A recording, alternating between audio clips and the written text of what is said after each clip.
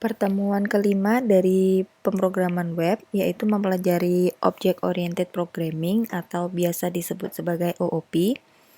Fungsi dari OOP adalah untuk mempermudah pengembangan suatu program dengan cara mengikuti model yang telah ada di kehidupan sehari-hari. Kemudian untuk memahami contoh dari OOP, misalkan saya mempunyai objek yaitu berupa manusia. Misalkan manusia mempunyai beberapa komponen atau di sini kita sebut sebagai properti. Di dalam manusia terdapat bagian tubuh yaitu kaki, tangan, mata, dan juga jantung. Masing-masing tubuh dari manusia ini mempunyai fungsi masing-masing. Kaki untuk berjalan, tangan untuk memegang, mata untuk melihat, dan jantung untuk merasa. Kemudian dari objek manusia tadi, saya masukkan ke dalam sebuah kelas. Namanya adalah kelas manusia. Kelas di sini adalah kerangka yang digunakan untuk membuat instance dari sebuah objek.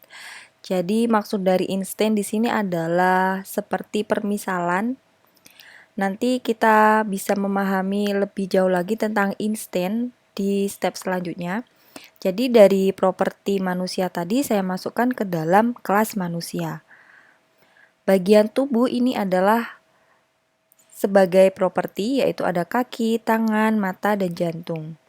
Sedangkan fungsi tubuh dari properti tadi berupa berjalan, berjabat, melihat, merasa.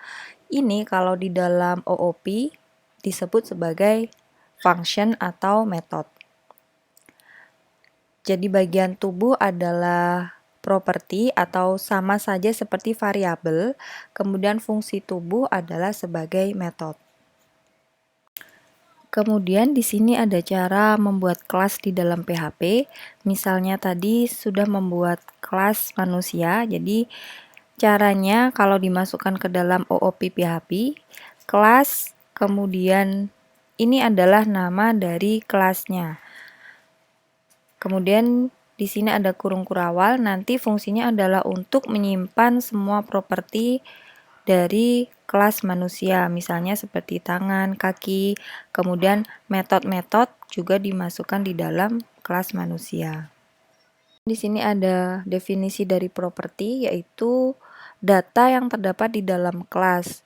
Fungsinya dari properti itu sama dengan variabel pada PHP yang prosedural. Jadi kalau di OOP, penyebutan variabel itu adalah properti. Kemudian di sini diawali dengan visibility. Visibility ada public, ada private, dan juga ada protected. Selanjutnya cara untuk membuat properti di OOP, misalnya tadi sudah membuat kelas manusia. Di sini kita sebutkan properti dari kelas manusia ini apa saja. Misal kaki, mata, telinga. Kemudian di dalam pembuatan properti itu menggunakan visibility, misalnya public.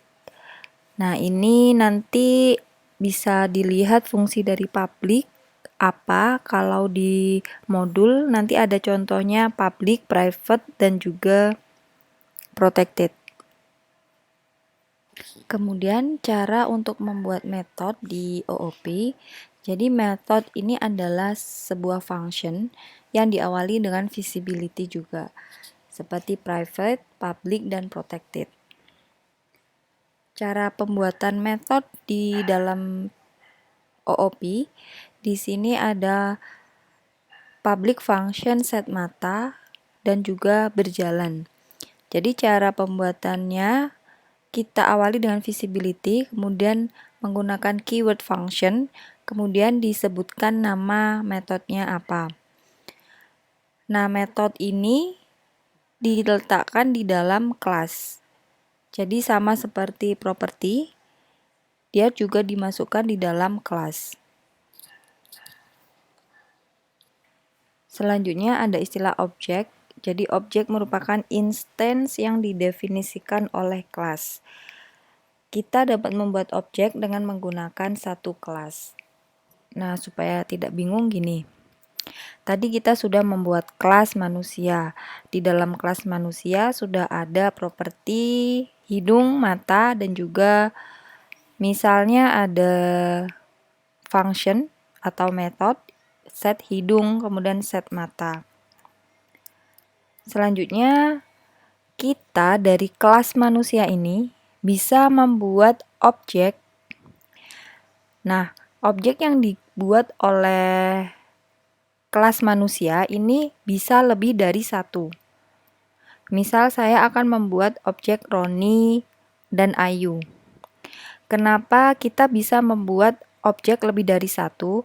Karena Roni dan Ayu itu mempunyai properti yang sama. Jadi antara Roni dan Ayu sama-sama mempunyai mata, sama-sama mempunyai hidung. Jadi karena Roni dan Ayu sama-sama mempunyai properti yang sama, kita bisa membuat objek dari kelas manusia ini. Selanjutnya untuk membuat objek di OOP. Jadi objek di OOP ini sering disebut dengan instansiasi objek. Caranya, setelah kita membuat kelas dengan properti dan juga metode, untuk membuat objek, kita sebutkan nama variabelnya. Ini adalah handler ya. Jadi fungsi dari handler ini adalah untuk mengontrol pembuatan objek baru. Setelah itu new, kata kuncinya adalah new. Selanjutnya manusia. Nah, yang disebutkan di sini bukan functionnya, tapi nama kelasnya. Seperti ini. Jadi dari contoh membuat objek di sini artinya adalah saya membuat objek bernama Roni yang diambil dari kelas manusia yang mempunyai properti public yaitu berupa kaki dan mata. Selanjutnya nanti pada saat kalian melakukan praktikum, pada poin 5 ini ada yang namanya setting properties. Jadi setting properties ini adalah memberikan nilai pada properti untuk objek yang akan dibuat. Jadi misal contohnya ada kelas yang namanya mobil. Kelas mobil ini mempunyai properti jenis, merek, dan juga warna. Sebagai catatan, pada saat kalian menemukan properti dengan awalan var seperti ini dia akan disetting secara otomatis menjadi public. Sebenarnya kan harusnya public jenis, public merek, kemudian public warna. Tapi kalau menggunakan var ini akan disetting secara otomatis menggunakan public. Kemudian saya lanjutkan, pada kelas ini ada metode harga mobil. Metode harga mobil ini fungsinya adalah untuk menentukan harga mobil berdasarkan jenis, merek, dan juga warna.